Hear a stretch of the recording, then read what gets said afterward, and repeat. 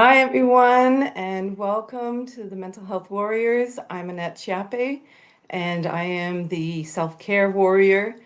Welcome. And today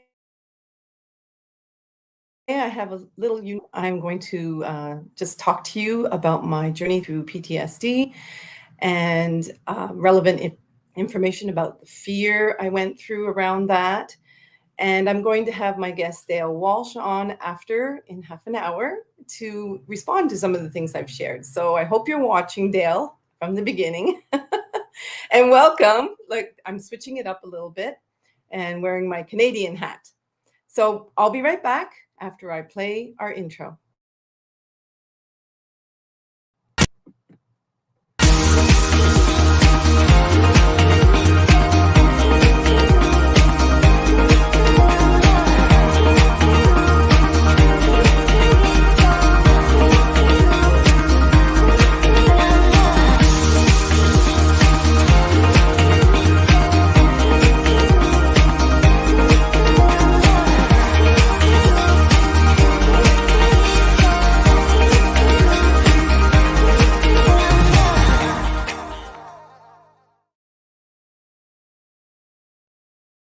And welcome back.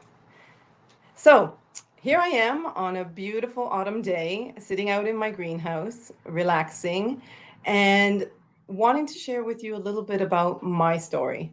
I've been on many podcasts and shared my story with being as a guest, but I've never really sat down and wanted to share a little bit about everything that I've been through.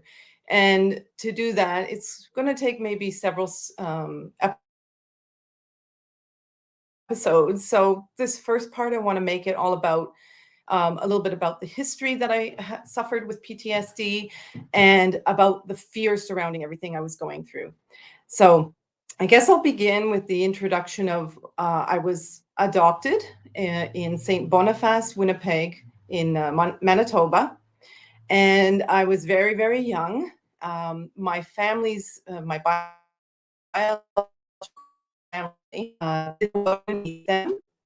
And I discovered I have Indigenous background. And that was very interesting to when I went and visited them way back. Oh God, what year did I go? It was before I went to Argentina. So 1995, no, 1992, actually. I went to meet my biological parents. So I never thought of anything around abandonment issues as part of my PTSD because it really wasn't. I never felt abandoned. I always felt that I was very unique in that area because it was something that I was able to accept, right? Being adopted was something I accepted from the very beginning. My parents let me know at a young age, and it kind of cleared the plate for me to realize, parents are parents, and I live where I live, and just go about my day-to-day life, right? So my PTSD stems from incest, sexual abuse. I for my children for 20 years, and I suffered from from those things. I suffered very compulsive eating disorder. Now I'm very grateful today that my eating I used to suffer from an eating disorder. I'm able to speak about it now in the past tense because I manage everything about my mental health every day. So, through PTSD was for me something that I had to do. So realizing that I had a pedophile for a father and a rapist for a brother, and other family members that molested me, it was buried, to say the least. So that's, I think, what caused the PTSD to come out when I was so much older. Like, my first therapy session didn't start until I was 43. And I went around life believing that, this was how someone lived their life. being unhappy, being angry all the time, being afraid all the time, unable to see the world through other glasses besides rose colored, right? So it wasn't easy in the beginning when I got the diagnosis that, that I was having a nervous breakdown back, that the responsibility landed on my shoulders to get myself through this. And I had always fought with every relationship I was in to be my savior, right? So I married very young, at 17, and I got married to a very abusive man. And, it was sort of like, I didn't know. I didn't know very into a happy relationship. You're supposed to be aware of yourself enough to understand that you don't allow certain things to happen to you. But being abused for so many years, it wasn't clear to me that I could have a loving relationship, not only with other people, but first and foremost with myself. So um, I had to find my own truth and begin to be truthful with myself. So, interestingly enough, I pulled a self love card every day, and I pulled that very one, which says, "My own truth. I am truthful with myself because I love myself. I can handle reality. I know I have whatever it takes to find my way through to the other side of a challenge." And boy, oh boy, choosing to finally face my fears was like enormous. The change was radical. And hi, oh, thank you, Adam's saying I am awesome, and remember to cry if I need to. I just might do that, Adam. And so I was talking about the other side of challenge. So the first challenge I was facing was confronting myself every day, realizing, oh, I had a nervous breakdown. Oh, you know what? I was sexually abused. So, very so young, and you meet a man that rides in on the white horse and rescues you, and you have this reality, because literally my story in my head was a fantasy, right? The fantasy of the perfect man with the white picket fence, and someone who would help me through my days, give me a family. All of that was sort of buried there in the back of my brain, and I was on autopilot, right? That I would have to eventually deal with all my unhappiness. So, and all that unhappiness, all that fear, all that anger, manifested in mental illness.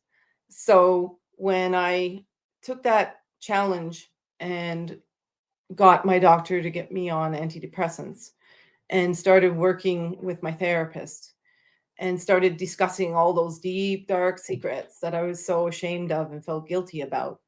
It was part terror and part like such a huge enthusiasm that I was going to be able to work my way through this. And it was always in the back of my mind that I would have to take, 2 steps forward, maybe 3 steps back, and then another 4 steps forward and another 3 steps back.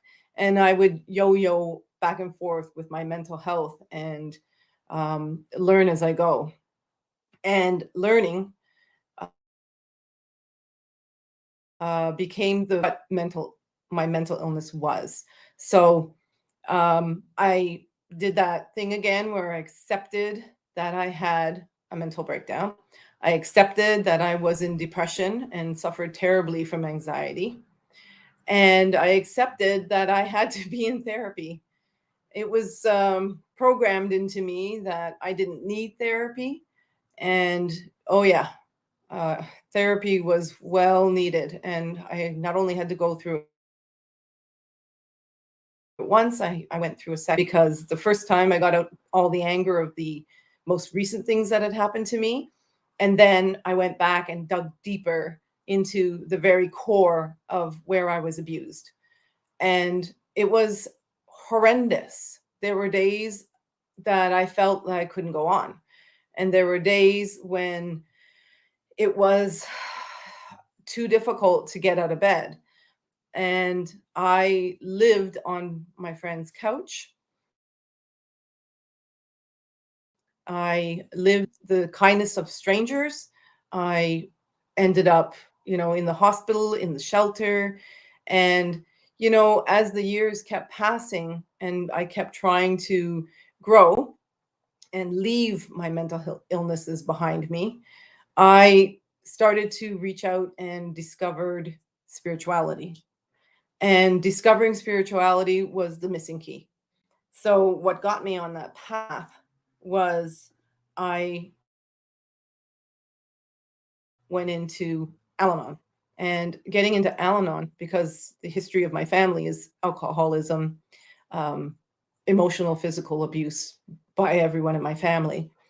But fortunately enough, my mother wasn't abusive and she was just the enabler. And when I got to that realization that I had to look at those skeletons in the closet, per se, they came out kicking, sharing like the most deepest things of my life with people, um, about my father, about my brother, about the anger and the disrespect, the guilt, the shame, all of these things that compounded and piled up one on top of the other to make me feel unworthy, to make me feel like I had no confidence, no self-esteem, no sense of trust. You know, I still have difficulty dealing with some men, but the premises of going through therapy and revealing all that stuff and going into programs like Al-Anon is so that you're not alone. Like that was, I think, the most prevalent thing that I feared the most was being alone, right? So marrying so young, leaving my family, losing my family. It was uh, worse, I would say, the fear of being alone than the fear of someone harming me again sexually. So you may kind of shake your head and go, well, that doesn't make any sense, but it made sense to me. It was, I felt useless without being in a relationship. I felt empty without being in a relationship. It was all consuming the fear I had of being alone. So during this period of time, here I am on antidepressants. I'm with a family physician. I'm going to therapy. I'm attending Al Anon. I stumbled across a most amazing author. Her name is Susan Jeffers. And if you haven't read this book, Feel the Fear and Do It Anyways. And I talk about this a lot sometimes on the Mental Health Warriors self care. Is part of the self care was feeling the fear and doing it anyway. And she starts out talking about, you know, how the things that you will learn. And I just soaked this book up and I wanted to learn. I wanted to be able to face my fears and do it anyway. I was being sued for one thing, not a little bit of money, but a whole lot of money.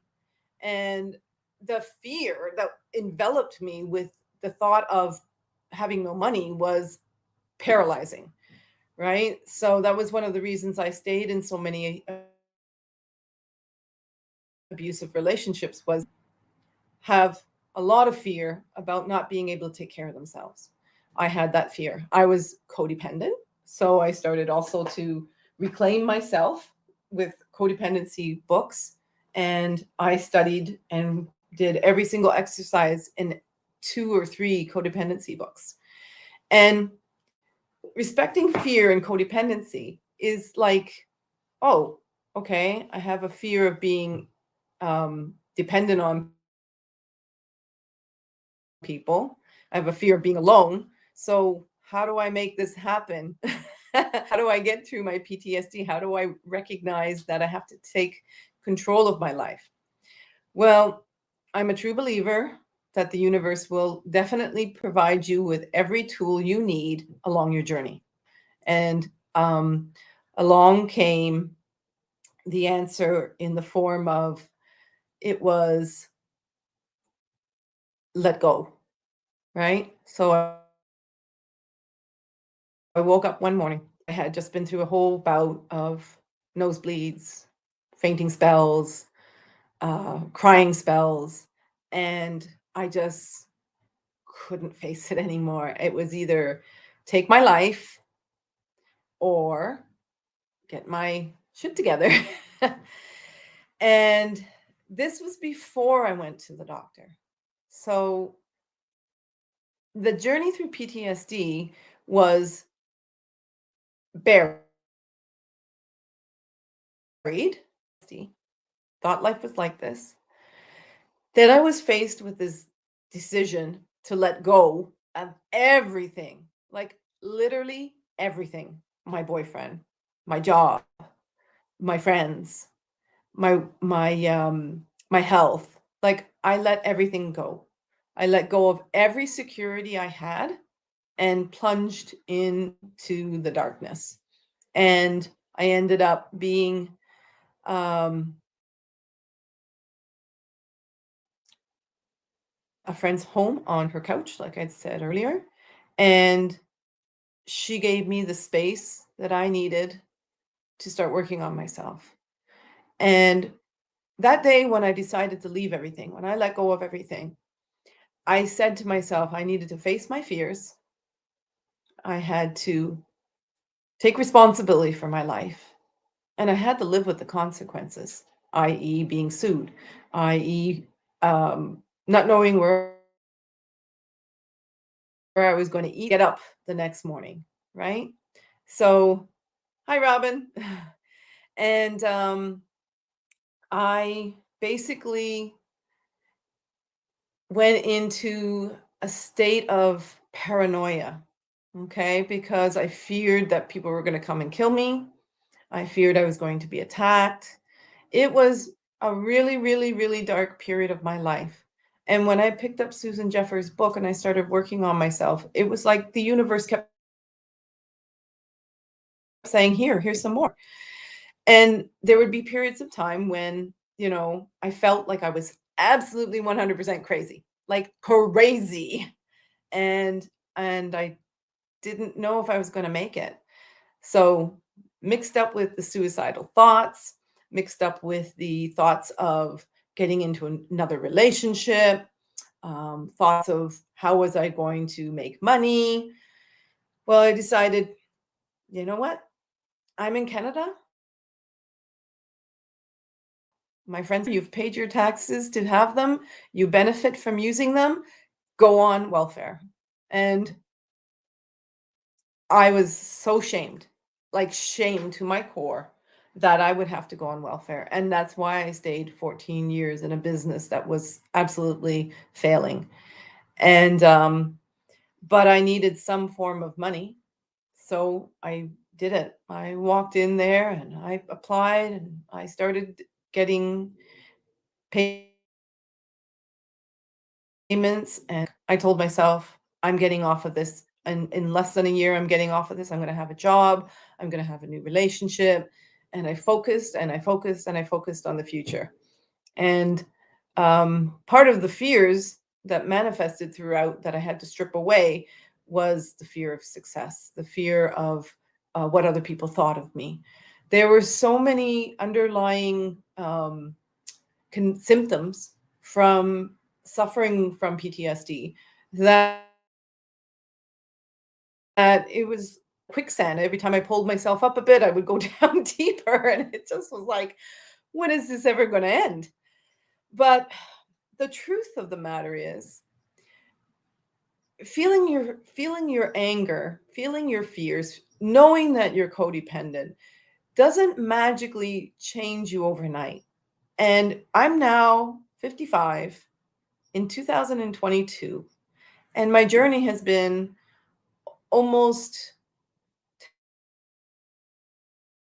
10, it was almost literally say only for the past 2, maybe 3 years have I been able to live with myself, with joy, with peace, with love, and doing the things I love in a relationship with a man I love, and having relationships with people that are amazing.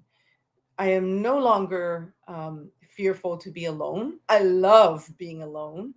Um, I am no longer fearful of what other people think of me. It's none of my, I no fear. I no longer fear being labeled as, someone that's mentally ill, right? And depression is a thing of the past. Normally, if I feel something coming up, I go right away to checking in with myself. What am I experiencing? What am I thinking? What are my thoughts? And I love the opportunity to talk with you today. I love the ability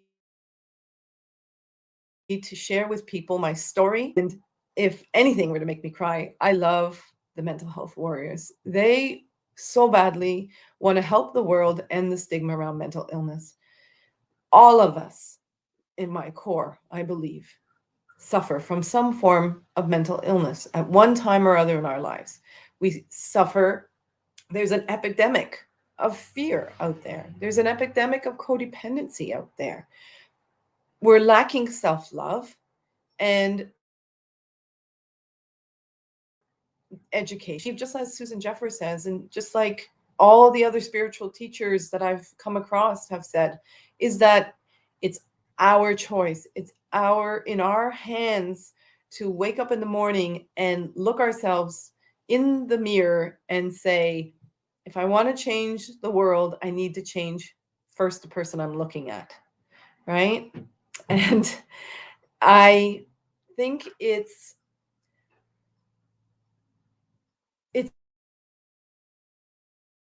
the one of the change.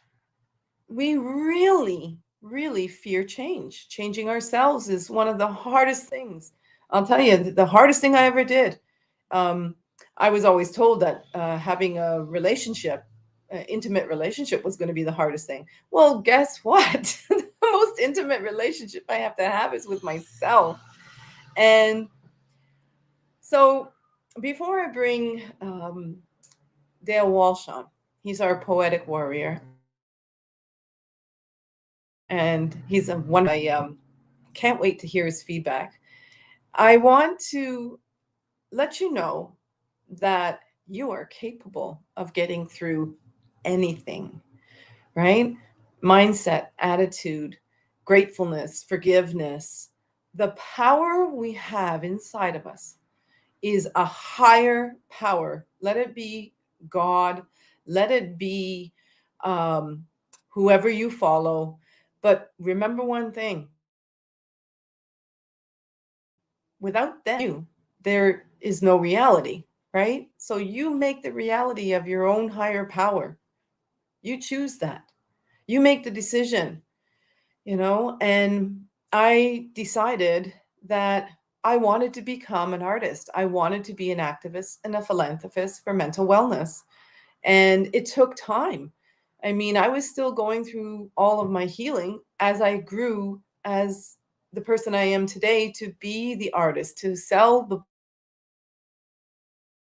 books I love, to bring people's awareness first and foremost to the self, right?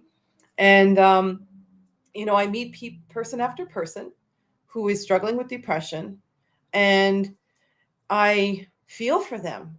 I mean, I was there. I was that person. I was the victim. I was the person that felt all that shame and anger and hate. And now, getting through PTSD and managing it, it's managing myself as a survivor of PTSD. It's more like I had PTSD. I live managing depression and anxiety from my expectations. Because if I expect that it's not going to be, for example, a rainy, dull day, cool in autumn, then I'm going to get all frustrated. You know, every year I hear lots and lots of people say, "Oh, winter is coming. Isn't that terrible?" And I'm like, "Oh my God, I love winter because I chose to. I used to complain about the weather. I used to complain about getting up in the morning to go to my job. Now it's like, Annette, you chose to do what you're doing. Either do it or don't. And I choose to do it. And one day I will choose not to do it anymore. Right? So there is me in a nutshell. I myself, being a love the most that I can raise money and help others with their mental health. My whole focus is mental wellness. So, when you're struggling and you're not able to deal with something, reach out. Reach out to the mental health warriors, reach out to myself, reach out to your doctor, reach out to a friend, reach, reach, reach. It's imperative that we get help. And help is there. You don't have to suffer in silence. And there are some, oh, there's a fly here. There are some mental illnesses that are untreatable. I understand that. However, those of us that are suffering from PTSD can get through this. And, you know, Adam himself says he has complex PTSD. I was never given that label, but I could label myself with that because there are so many complexities to what I went through. And it's a matter of perspective, I guess, and a matter of understanding ourselves. And I would never correct anyone about their diagnosis. And I just want to be here to help you. And I helped myself. And we as humans, we have been given the gift of speech. And so, therefore, I would love to introduce Dale to you. Back on what I've shared. He can give us his own feedback on some of his journey. And he's an amazing person. I'd like to introduce him now and let him join us in the conversation. Hi! Can you hear me okay? Yes, I can. How are you? Can you hear me? Yes, I hear you fine, Dale. How's your day going? Good. How are you? How are you, Annette? Everything. I tuned in a little late, but I heard what you just said about change, and I had some thoughts about that, and also, basically how you create your own reality and reality that you're dealing with. But well, I don't know if you want me to go right into a spiel, but I was just thinking that one thing that I've been working on is uh is my story. And Yes. the story is very basic to not only how you perceive yourself, but also how other people perceive you. And if you Yeah. like see your story as a victim, then other people will like react to you as a victim, and a lot of people get very put off by that. But basically, the story that you tell yourself and the story you tell about yourself. I mean, basically for the previous 45 years before the last 2 years, I always like started my story with I'm a schizophrenic, and I would go from there, and not only does schizophrenia cause a lot of fear in people sometimes, but also it's just like not a very good social opening to tell people from the beginning you're schizophrenic because there's judgment and there's stigma and everything, and basically I Yeah. for the last 2 years, as I've tried to develop Live Love, my coaching program, I've really like become conscious of the story I've been telling myself and telling other people. And I joined a financial services company last year, and they always say when you go on a meeting presentation, tell your 2 minute story. So instead of like saying I'm recovering from schizophrenia. Just like, I just say, well, I had mental health situation for a long time, but now I've come out of it, and then I talk about the future and like finances and stuff. But the point that I'm making is, the fundamental thing, that the basic thing to change, if you want to change, is change your story and how you perceive yourself. Yeah, absolutely. I love the fact that now when I meet somebody, that comes out of my mouth is I'm an activist and a philanthropist for mental wellness. And people are like, oh, what does that mean? What does that involve? And then I go into, well, I used to suffer from PTSD. I was abused, and I did have, and it's all the changes like that that has made a lot of difference in my day-to-day feelings about myself. Do you experience that same thing? Well, that's exactly what I'm talking about. Instead of saying I'm a schizophrenic and I've had 15 hospitalizations, I say now, I'm a coach. I don't know if people saw my show yesterday, but I have a method called the Live Love Method, and that's how I coach. And so I say I'm a coach. I'm a financial services educator because the company I'm with is very dedicated to raising the level of financial literacy among the American public and also Canadian public. Actually, we have like a lot of people in Canada too, uh, but basically, I just say, you know, I mean, if people want to inquire about it, then I will go into it a little bit, but ultimately, I just say, well, I thought I was God for 10 years, and then it blew my brain, and I became somebody else for 30 years, and now I'm back to Dale. So, but the change in my story has been like instrumental, not only in like helping me perceive myself. I mean, for instance, I don't say I'm a schizophrenic anymore. I think it's much more important that people say I'm a person with schizophrenia, or I've been diagnosed with schizophrenia. But if you say you're schizophrenic, then that basically summarizes your perception of your whole personality, and Right. and your identity. And if you have an identity, it's this is what I use this like because I was in this space for a long time. But if you see yourself as a mental case, then other people are going to see you as a mental case.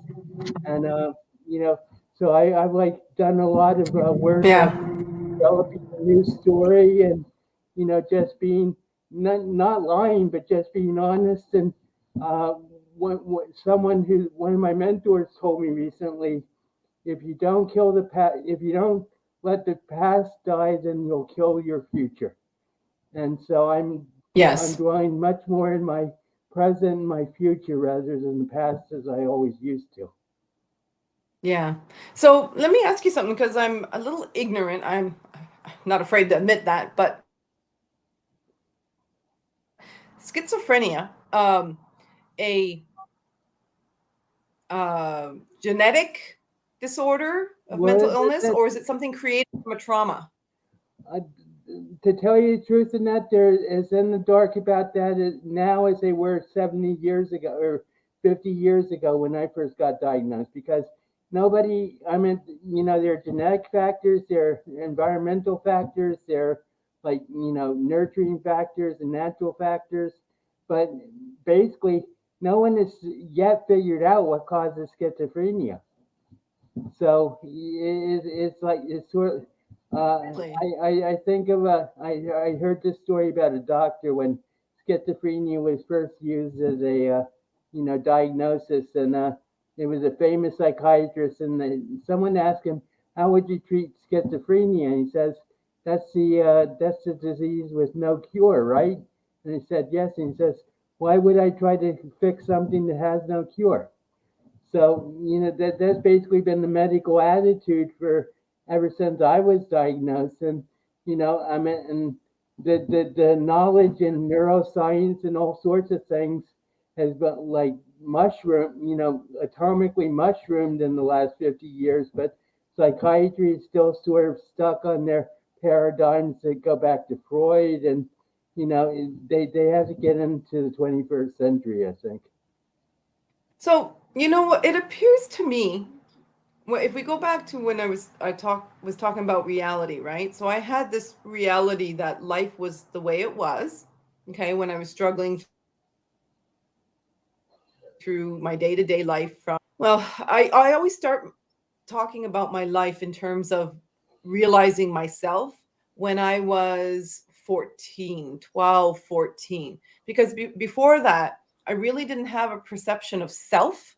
It's a very strange thing that I experienced in my life. But so I created this reality, all right? And um, it was get married, have some children, live happily ever after. Okay. Now, if you were to ask a person, say it could be male or female, that is living in Alaska and they gold mine and they live all alone in the woods and they hunt for their meal. Okay. So here's one reality and here's another reality. Now, if you each judge each other, you're both crazy, right? Because that person living in Alaska, his reality is the snow, the hard, the hunting, the la la la, right? Married, kids, picket fence. So society looks at it as like she's crazy, he's crazy, but we're not crazy. We just choose a different reality, Right. right? So, go on. No, I want to hear your feedback on that Oh because no, that's well, how I see actually, life. this gives me a chance to throw in what I think is like my perfect definition of reality, which is reality is the creativity left in the wake of your dreams.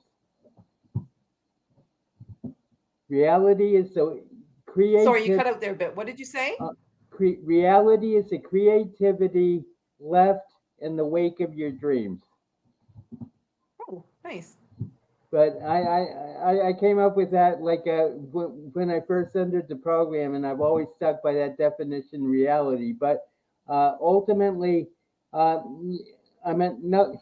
The thing about psychiatry and the whole mental health system is that there's like uh, this sort of perception by the therapist that they're somehow better than the patients because they aren't having they aren't hearing voices, they aren't having delusions and everything, and with schizophrenia truly only affects 2% of the population. So when you have schizophrenia, you're basically outside reality, and that's what psychotic means. It means out of touch with reality. But speaking from experience, I was always in touch with reality. It was just my reality. And yeah, I mean, even when I was in the hospital and everything, it was like, okay, well, I'm going through this, and everybody thinks I'm crazy and everything. But uh, as I used to say, I always had my feet on the ground, even if it was on the sixth floor of a mental hospital. Yeah. You know, my brother was diagnosed with schizophrenia. Now he's my adopted brother, so there's no blood relation, and he was my sexual abuser for 14 years of age. So when he was diagnosed, my daughter was about a year, maybe a year and a half old. So I would have been 21. Okay. Um, why he was diagnosed so late, I don't know. Right? Maybe Well, because of how old was he when he was diagnosed? he would have been 23 when he was diagnosed. Well, that's right within the range. So the range for males is 15 to 25, and for women it's like 25 to 35.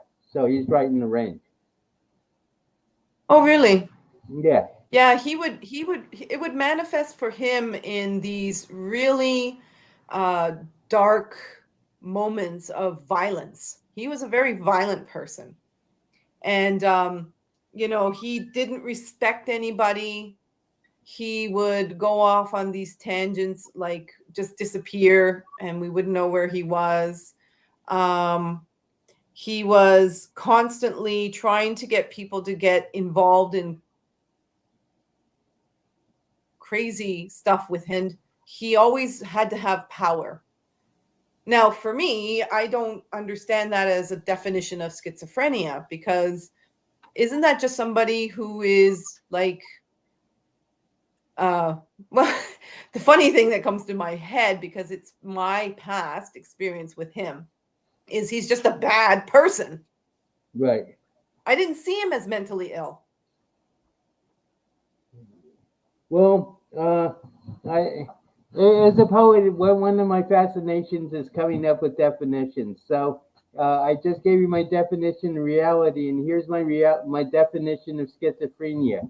Schizophrenia is living in a reality that was not conceived on Earth. So you think my brother may have been an abuser because his reality wasn't from Earth?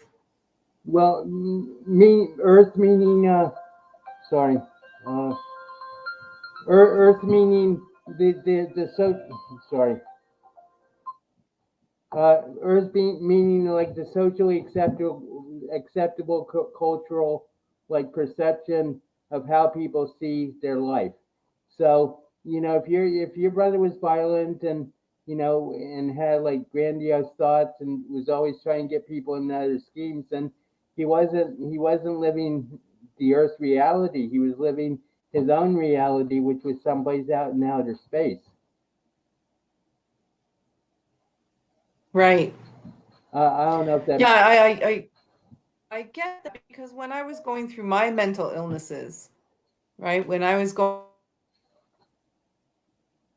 through depression and anxiety, there were points in my life that I felt very violent, and I contained that like within me. And so I turned the violence inward, right? And I too didn't feel like I was of this planet. I mean, it felt alien. That person felt alien to me, Right. So because my show is called Power Hour of Self-Care, I'm going to bring up the element of self-care around that, because you self-care around when you're not aware of that you're suffering from a mental illness. Like, when you got diagnosed, did they start to teach you self-care? I know. This brings up another big subject. You're hitting all my big subjects today, Annette. But Of there's course. there's there's something that's called agnosignosia, which is like talked about extensively in a book called by Dr. Javier Xavier Amador. Sorry, which is talked extensively about in a book You're a called by busy man today. I know. Xavier Amador, and the book is called I'm Not Sick and I Don't Need Help. And what it's about is agnosignosia, which is a term taken from neurology where a person is unable to comprehend that they're sick. So, uh, Ah. and according to Dr. Amador, it affects 50% of seriously mental ill people. So, I was in my own state of agnosignosia for 10 years after I was first diagnosed, because I didn't see anything wrong with saying I was God. I mean, and my conception that God was always growing, and what it meant for that I was God, but it wasn't until I had like a vision of the world being incinerated in a thermonuclear holocaust that I realized Wow. how deluded I had been and how sick I really was. But it, when someone has agnosignosia, people say, well, just like get over it and understand. But the fact is, I mean, when my brain like basically broke out of its delusion and I had that vision, uh, it was very painful. I mean, it was the most painful time in my life because I call that vision like the death of Dale. And it's like my whole personality structure was annihilated in a thermonuclear holocaust. And I became someone else. I became Dewey for 30 years. Uh, but ultimately, the pain that I felt, I would say to people, the hardest thing is mourning for yourself, because there's Yeah. and so you know, agnosognosia is like a bitch, excuse the French, because it's not easy to come out of, and unless you do it very carefully, and you work it yourself, then it can be like very traumatic to, like, to just like end your delusions suddenly like that is not only very difficult, but it's also going to be very traumatic, probably. Yeah, and it can be very dangerous because I think that's what happens to a lot of people who commit suicide. Right.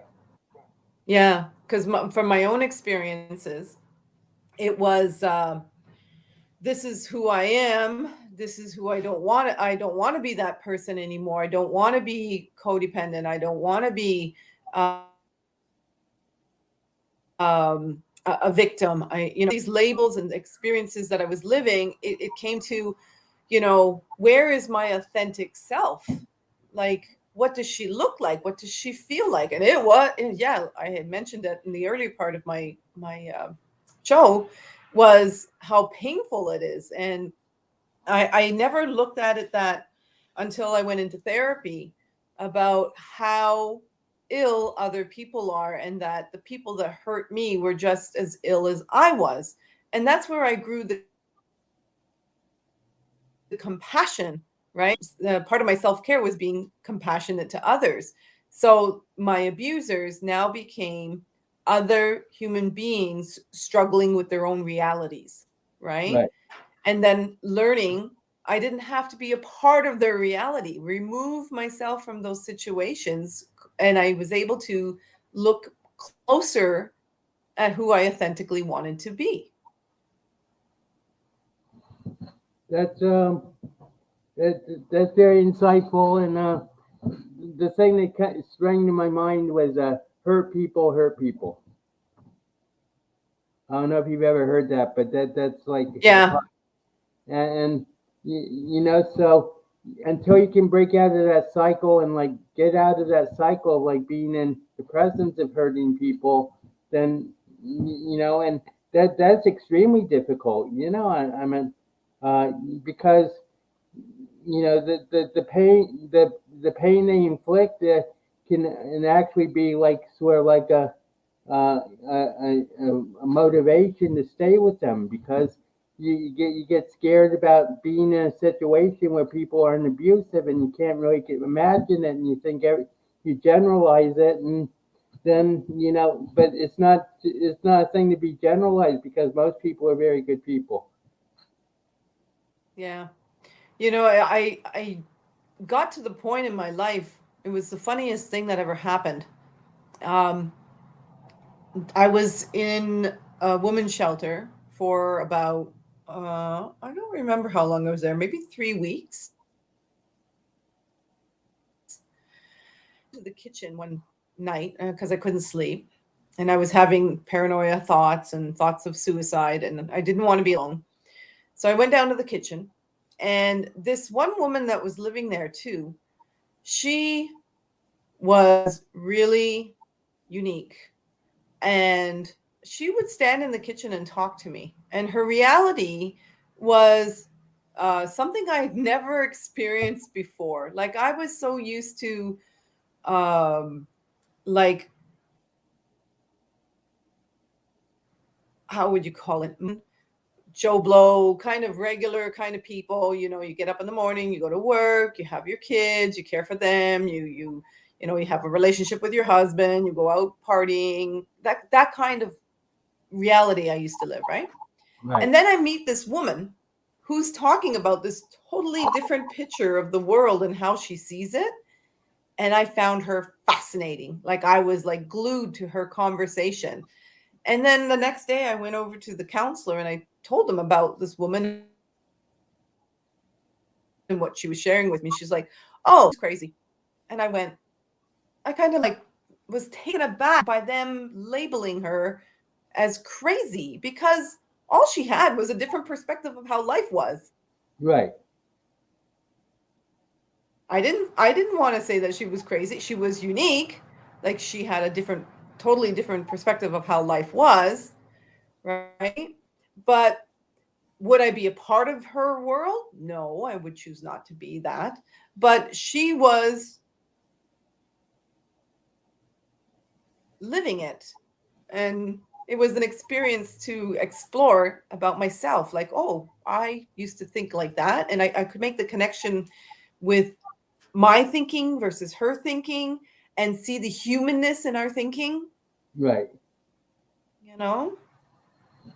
Well, yeah, that's the thing. I mean, people are very quick to judge things, especially that they see in themselves. I Yeah. mean, you know, that's one thing that like more and more people are realizing is when you judge people, you're judging yourself, and you know, and even if uh,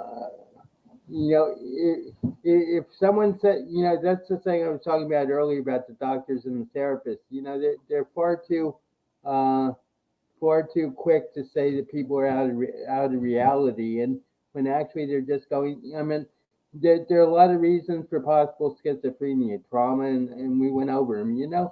But genetic is part of it, and but you can change your genes, you can change how you react to things, and talking about self-care, I think self-care is extremely important, and like setting up a routine and helping you get through the day-to-day reality. Because one thing I realized pretty quickly, especially when I went to the program after my first hospitalization of 13 weeks, is even if I am God, I still have to live a 24-hour day.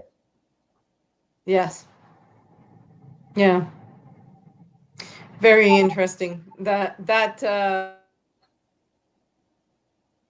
What you just said, very right to the point. We're here having this human experience, but we're very godlike. I mean, we can change our reality in a blink of an eye. Like literally, I could close up my business, hop in my car, and move to Vancouver.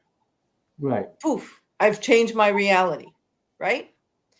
And some people, then you'd have people analyze what I did and say, oh, well, maybe she was really unhappy in her business.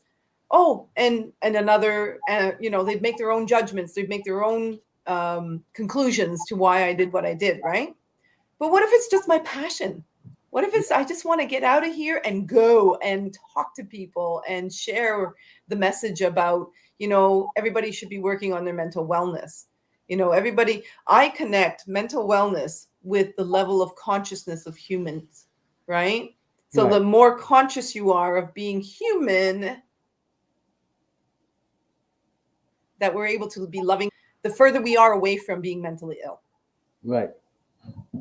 Well, uh, I'll just throw this in quickly, but if you change I to we, then mental illness becomes mental wellness. Right. Right. Absolutely. And I love closing on that note, Dale, because I enjoy having you on the show with me. I enjoy being on your shows. And you didn't have a poem for us today. Do you have a really short one before Uh, Actually, I think I can find we one wrap up? pretty. I can find one pretty quickly. So, okay, I don't know how appropriate this is, but it sounds good. It's called "Forecasting the Weather of Devotion." Every Oh, heart, nice. every heart is its own ecosystem, capable of going from blazing hot to cyclonically chaotic, with mere single word from the true beloved, blotting out the sun like the orb of the moon in an eclipse. Even as desire incinerates the spirit for the moment of lost amour felt, and the heat of infatuation by which every pure lover defines himself. Nice. I like I that. don't know what it means, but it sounds good. That's the magic of words. And part of my mental health journey was reprogramming my subconscious mind with new and more positive words. And devotion is a beautiful word. Being being devoted to your own self-care, being devoted looking after your mental health, and being devoted to your dreams, right? Well, I think of Jesus as devoted to mankind. There, there, Yeah. there's an almost metaphysical or spiritual, absolute spirituality to the word devotion. So I'm glad I found that poem. I think it's appropriate for closing out. Yeah, it was lovely. Thank you. So Dale, do you want to share with people? Do you have a book, something, or website people can reach you for your coaching business? Do you want to share that? Actually, I have 5 books on Amazon, 5 poetry books on Amazon. That's available at Amazon. You go to D.E. Walsh, WALSH, and just put in the search bar in books, uh, poetry by D.E. Walsh, and they should come up. You might have to scroll because they aren't bestsellers. But and then my website is www DEW, which are my initials, livelove.net. So that's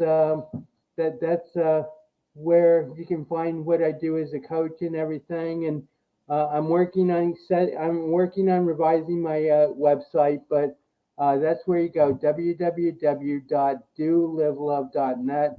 And you can reach me through the mental health warriors. And actually, I have a new email address if you're interested in getting in touch with me. That's DaleWalsh55 at yahoo.com. So that's DaleWalsh55 at yahoo.com. So um, that's about it. But thank you very much for having me on your show. And that is always a pleasure to talk to you and always get to know you deeper. And I admire the work you're doing too. I think you're doing a great job. And it's great to be part of the Mental Health Warriors journey with you. Yes, and we're helping each other end the stigma around it. And I'm looking forward to my next half-hour show where I'm sharing more about my story, and I'll have another guest on. And I hope people will tune in for that. I haven't picked a topic yet. This one was fear and codependency, and the next one might be, oh, who knows? But as I get my story out there, I feel lighter. It feels wonderful sharing with people that they're not you were there, you've got through it, and you're expanding your awareness. Thank you again, Dale, for being on. Thank you, viewers, and I hope you will like and subscribe. You can also listen to us on Spotify. And thank you, Adam, again, for always being our great founder. And I I'm think on again later today at 3 I, o'clock with Carrie, the warrior queen. I Sorry, think what were you saying, Dale? I think we're also available on Amazon Music. Right. That's right. Thanks. Okay, Okay, so have a great day, everyone. I am going to closing video. Thank you again, Dale. Have a great day. thank Bye, you. everyone. Stay healthy. If you need any help, just reach out.